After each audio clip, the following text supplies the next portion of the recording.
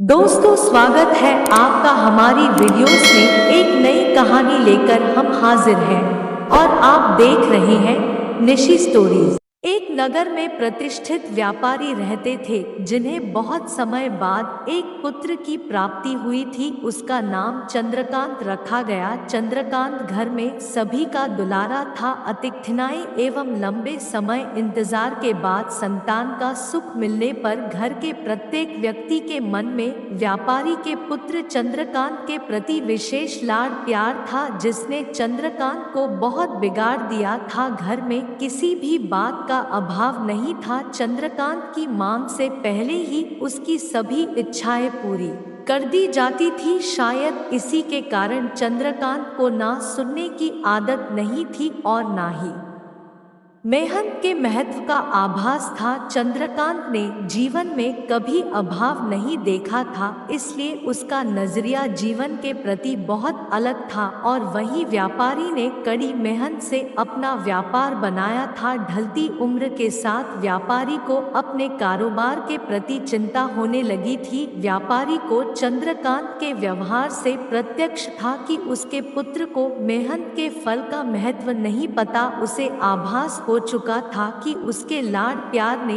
चंद्रकांत को जीवन की वास्तविकता और जीवन में मेहनत के महत्व से बहुत दूर कर दिया है।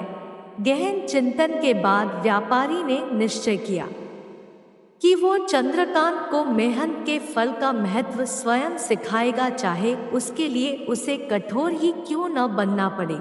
व्यापारी ने चंद्रकांत को अपने पास बुलाया और बहुत ही तीखे स्वर में उससे बात की। उसने कहा कि तुम्हारा मेरे परिवार में कोई अस्तित्व नहीं है, तुमने मेरे कारोबार में कोई योगदान नहीं दिया और इसलिए मैं चाहता हूँ कि तुम अपनी मेहनत से धन कमाओ, तभी तुम्हें तुम्हारे धन के मुताबिक 2 वक्त का खाना दिया जाएगा। यह सुनकर चंद्रकांत को ज्यादा कोई फर्क नहीं पड़ा। उसने उसे क्षण भर का गुस्सा समझ लिया, लेकिन व्यापारी ने भी ठान रखी थी। उसने घर के सभी सदस्यों को आदेश दिया कि कोई चंद्रकांत की मदद नहीं करेगा और ना ही उसे बिना धन के भोजन दिया जाएगा।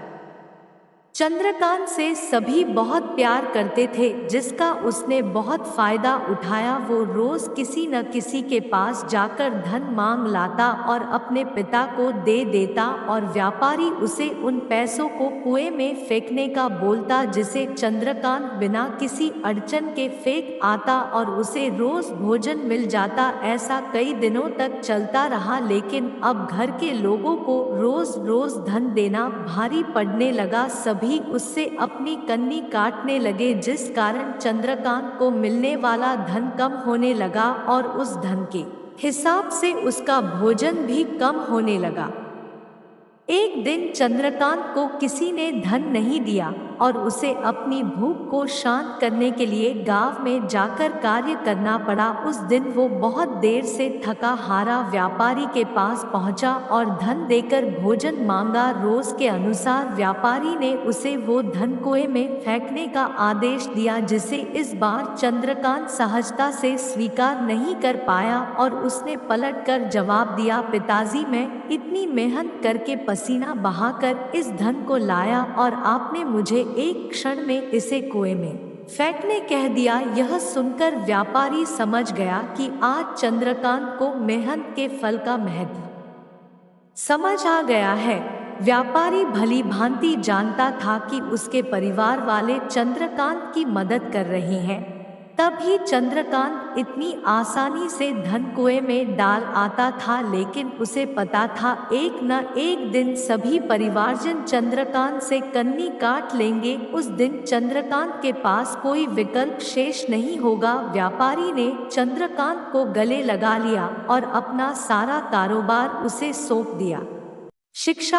आज के समय में उच्च वर्ग के परिवारों की संतानों को मेहनत के फल का महत्व पता नहीं होता और ऐसे में यह दायित्व उनके माता पिता का होता है कि वो अपने बच्चों को जीवन की वास्तविकता से अवगत कराए। लक्ष्मी उसी घर में आती है जहां उसका सम्मान होता है।